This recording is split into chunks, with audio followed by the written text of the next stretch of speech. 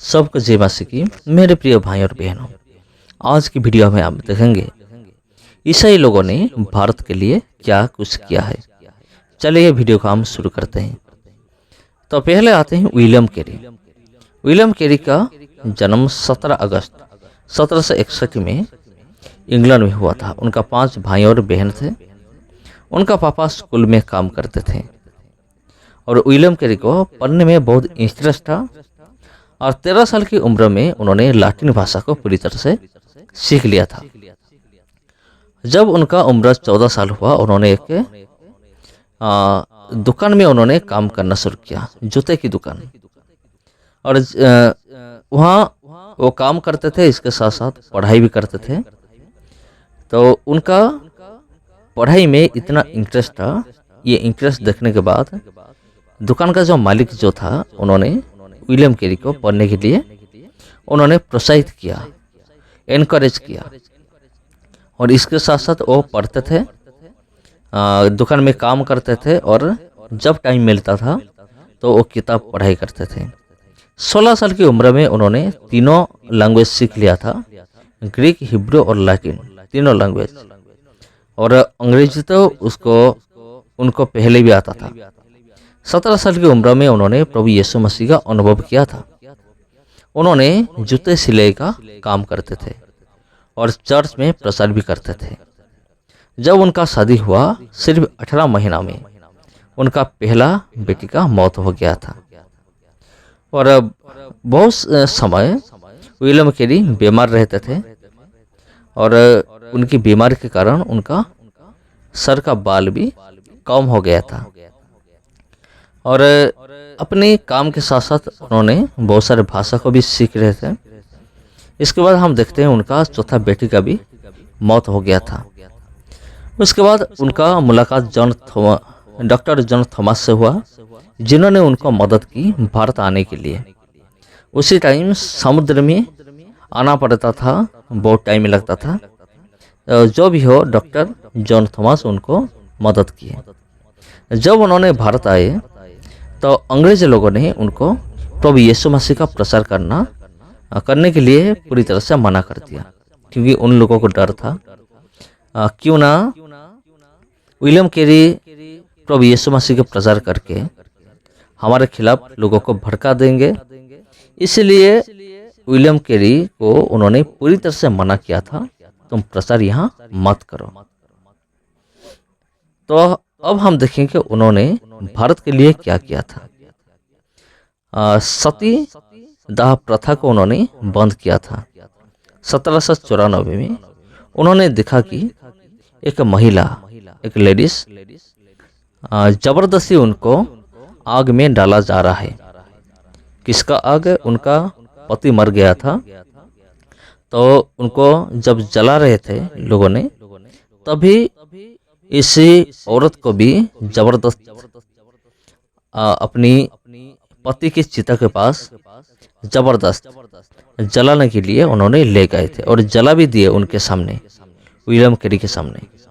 ये था सतीदाह प्रथा। और नंबर 2, श्रीरामपुर कॉलेज यूनिवर्सिटी उन्होंने स्थापना किया था। आज भी इस श्रीरामपुर कॉलेज का नाम आज भी है। और नंबर 3, प्रिंटिंग प्रेस। उन्होंने पहला प्रिंटिंग प्रेस उन्होंने बनाया था, जिधर उन्होंने 2,13,000 किताब छपाई थी और आज भी है।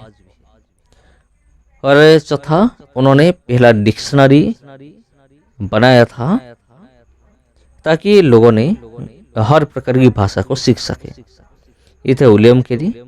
अब आते हैं मदर टेरेसा। मदर टेरेसा, उनका जो प्रेम था वो भारतवासियों को बहुत मात्रा में आकर्षित किया था। 26 अगस्त 1910 में उनका जन्म हुआ था। उनका पिता का नाम था निकोला। वो एक मामूली बिजनेसमैन थे। जब उनका उम्र था 8 साल तो उनका पिता का मौत हो गया था। उनका 5 भाई थे। 5 भाई में वो सबसे छोटे थे।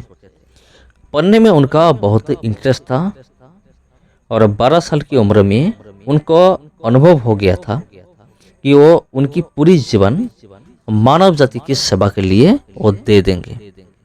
जब उनका उम्र 18 साल हुआ, उन्होंने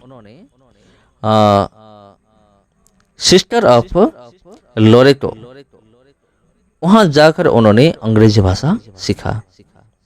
उन्होंने आयरलैंड से वापस आया 6 जनवरी 1929 में, आकर कलकत्ता में पहुंच गए। और उन्होंने जब आकर देखा बहुत सारे दरिद्र गरीब लोग भूखे में सड़ रहे हैं, दरिद्र में सड़ रहे हैं, गरीबी में सड़ रहे हैं, तो उनका मन व्याकुल हो उठा। 1943 में उन्होंने देखा कि लोगों ने मर रहे हैं। एक मरूडी हुआ था, फेमिन हुआ था। उस फेमिन में बहुत सारे लोगों का मौत हो गया था। और 1946 में उन्होंने गरीब और दुखी लोगों का सेवा करने के लिए पूरी तरह से ठान लिया था। उसके बाद हम देखते हैं पटना का होली फैमिली हॉस्पिटल में उन्होंने नर्सरी ट्रेनिंग उन्होंने समाप्त किया था। 1948 में फिर से कलकत्ता वापस आ गया था। उसके बाद गरीब लोगों का उन्होंने सेवा करने के लिए एक संस्था खोला। उनको परमिशन भी मिल गया था। रोगियों के लिए रोगियों को घाव को धो रहे थे, तो बहुत सारे लोग इसीलिए आकर्षित हुए मदर टेरेसा की ओर। लेकिन उनका जो व्यक्तिगत जीवन था वो बहुत दर्दनाक था। उन्होंने बहुत टाइम उन्होंने ना खाकर उन्होंने टाइम बिता रहे थे। अपने पेट भरने के लिए दूसरे के सहारा लेना पड़ता था। 7 अक्टूबर 1950 में उनको एक चैरिटी खोलने के लिए अनुमति भी मिल गया था। उधर उन्होंने फैसला लिया कि मैं लंगड़े, लेपर्सी और चर्म रोग जिन लोगों को हुआ है उन सारे लोगों का मैं इलाज करूंगा, सेवा करूंगा। उधर उन्होंने लेपर्सी मिशन भी शुरू कर दिया था। तो ये था मदर टेरेसा का जिंदगी। और अगर हम देखेंगे मदर टेरेसा की जिंदगी, उन्होंने भारत में आकर अपनी पूरी जिंदगी लोगों की सेवा के लिए उन्होंने अर्पित कर दिया था। तो मेरे प्रिय भाई और बहनों, उनको बहुत सारा अवार्ड भी मिला था, जैसे कि पद्मश्री और सर्वोच्च नागरिक भारत रत्न का पुरस्कार वो 1980 में मिल गया था। 1985 में उनको मेडल ऑफ सिंह उनको मिला था। और 1979 में उनको मानव कल्याण के लिए नोबेल शांति पुरस्कार भी मिला था। इसके लिए उनको $1,92,000 रुपया भी मिला था। लेकिन सारे रुपया को उन्होंने मानव कल्याण के लिए, गरीब के लिए उन्होंने दान कर दिया था। उसके बाद हम देखेंगे मार्टिन लूथर भी है, ग्राहम स्टैंड भी है। ये सारे लोग हैं जिन्होंने भारत के लिए सेवा किया था, दुखी और दरिद्र का। और भी हम देख सकते हैं जब नरबलि प्रथा को हमारा मिशनरी लोगों ने ही बंद किया था, जो कि उड़ीसा का कंधमाल में लोगों ने इंसान को बलि देते थे। उसको भी हमारा मिशनरी भाइयों आकर उसको बंद किया। तो मेरे प्रिय भाई और बहनों, ये था क्रिश्चियन लोगों ने, ईसाई लोगों ने भारत के लिए क्या क्या किया है। सबको जय मसीह की। फिर मिलते हैं आपके साथ और एक वीडियो में टॉपिक में। सबको जय मसीह।